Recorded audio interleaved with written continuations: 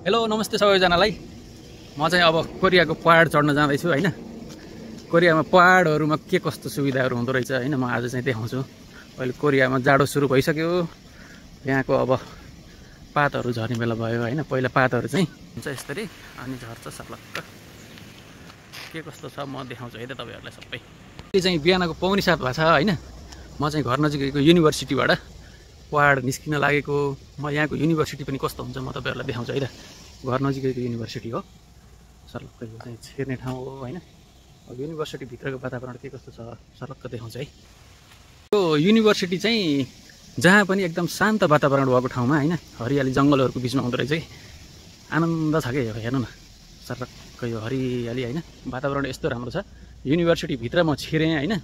यो यता पारिदेखि चाहिँ खिसुक छ भन्छ। यो चाहिँ होस्टेल हो, युनिभर्सिटी विद्यार्थीहरु बस्ने होस्टेल हो हैन। यस्तो सफा चिटिक्क छ नि है यो युनिभर्सिटी। शान्त आनन्द लाग्ने के यो घुम्न पनि। पढ्न आएको त हैन, घुम्न आएको हैन।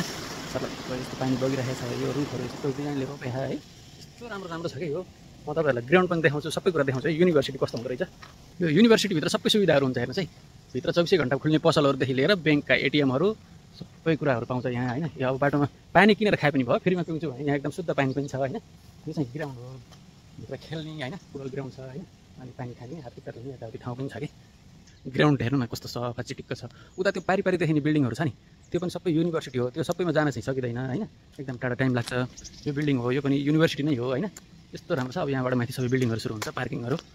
प्रत्येक बिल्डिङहरुमा छिर्नको लागि चाहिँ यस्तो राम्रो राम्रो पुलहरु के हेर्नु न। एउटा पुल भयो भने ठाउँमा प्रत्येक युनिभर्सिटीको त्यो ढोकामा छिर्नको लागि चाहिँ यस्तो राम्रो राम्रो पुलहरु बनाएको पनि हुन्छ के। बस्नको लागि हेर्नु न, यो कुर्सीको व्यवस्था छ, सबै सफा छ हैन, क्लिन छ के। युनिभर्सिटी भित्रैबाट यस्तो सुविधाहरु छ कि तपाईको कोरियाको राजधानी सौलको लागि, सौलको मेन ठाउँहरुमा जानको लागि चाहिँ यहाँबाट बसहरु छुट्छ के। तपाईको मेन ठाउँहरुको लागि चाहिँ हेर्नु सबै बसहरु यहाँबाट छुट्छ। मान्छे होस् नहोस् यिनीहरुलाई बाध्यता यहाँ आउनै पर्ने हुन्छ। बसहरु चाहिँ यहीँबाट छुटाउँछ हैन। अर्को ठाउँबाट छुटे पनि यो ठाउँ भएर जानुपर्ने हुन्छ के। युनिभर्सिटी भित्र छिरेर जानुपर्ने सिस्टम बनाएको छ। यो सबै देखिन गरी सबै युनिभर्सिटी हो हेर्नु। यहाँबाट यता माथि पनि सबै त्यो जंगलको बीचमा सबै बिल्डिङहरु बनाएर शान्त वातावरणमा पढाउँदो रहेछ के। अझै पनि यहाँ युनिभर्सिटी भित्र नै छु है। देखिने सबै बिल्डिङहरु सबै युनिभर्सिटी हो। हेर्नु कस्तो राम्रो बिल्डिङ त्यस्तो बनाएको छ है। यस्तो राम्रो राम्रो बुटहरु।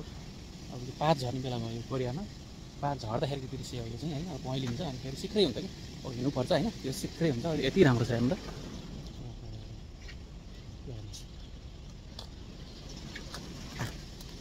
बाटोबाट देखिने दृश्य यस्तो छ। यो युनिभर्सिटीमा मात्रै हैन के, जुनसुकै ठाउँमा जानु सफा चिटिक्क हैन, सबै सिस्टमेटिक कस्तो राम्रो हुन्छ के। यो अनौठो छ कि। त्यस विकास अत्यन्तै भएको छोटो समयमा हैन, एकदम राम्रो विकास गरेको कि कोरियाले।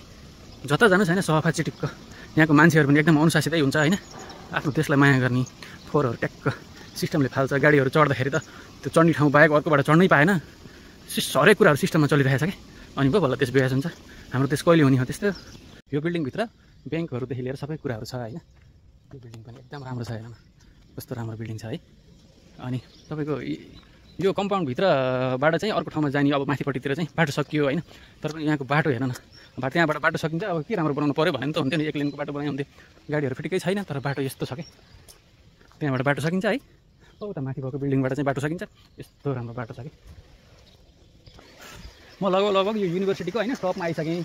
टपबाट चाहिँ यस्तो देखिन्छ। उता जंगलको बीचमा पनि छन् हैन सबै बिल्डिङहरु। सबै कुरा देखाउन भ्याएन के।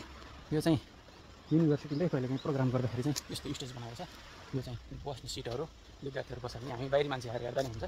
यो 24 घण्टा ओपनै हुन्छ है। यस्तो राम्रो सिस्टमको छ। यस्तो बस्ने ठाउँहरु यता माथि देखिन्छ नि, त्यो पनि यसकै पार्ट हो हैन।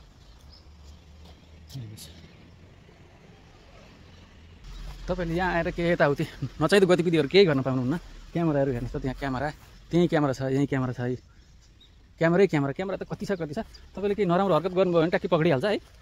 पुलिस फेरि देखिँदैन हैन, तर पक्रिन झ्याप्पै पक्रिन्छ। यो चाहिँ ताल हो, त्यही भित्र कम्पाउन्ड भित्र भएको ताल। त्यहाँ माछाहरु हुन्छ, न माछा मार्न पाइँदैन हैन। स्विमिङ खुम्ची न स्विमिङ भने पौडिन पाउँदैन, पानी छुन पाउँदैन। यस्तो छ सिस्टम चाहिँ सबै हेर्नु त। अब म चाहिँ यहाँबाट चाहिँ यस्तो माथि डाँडामा जान्छु हैन।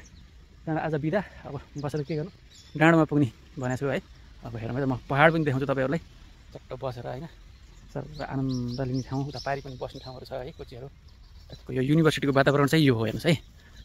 पहाड निस्किन लाएँ हैन। पहाड निस्किँदाको दृश्य चाहिँ यस्तो छ कि पहाडमा हैन मान्छेहरु नचिप्लिउन् भनेर यस्तो बनाएको छ है। तल चितोहरु बसाल्छ, तल चितोहरु पनि छ है। यस्तो छ। यहाँबाट चाहिँ सुरु हुन्छ पहाडको यात्रा हैन। माथि एकदम राम्रो राम्रो भ्यूहरू देखिन्छ होइन, बाटोहरू सबै छ, बस्ने ठाउँ रेस्ट गर्ने ठाउँहरू सबै छ है। भिडियो अलि लामो पनि भयो, त्यही भएर म यो पहाडको भिडियो चाहिँ अर्को भिडियोमा राख्छु होइन। सुरुवात चाहिँ यहाँबाट हो, अर्को भिडियोको लागि चाहिँ मैले पहाडको भिडियो चाहिँ बनाउँछु है। हेर साथीहरू ल, धन्यवाद।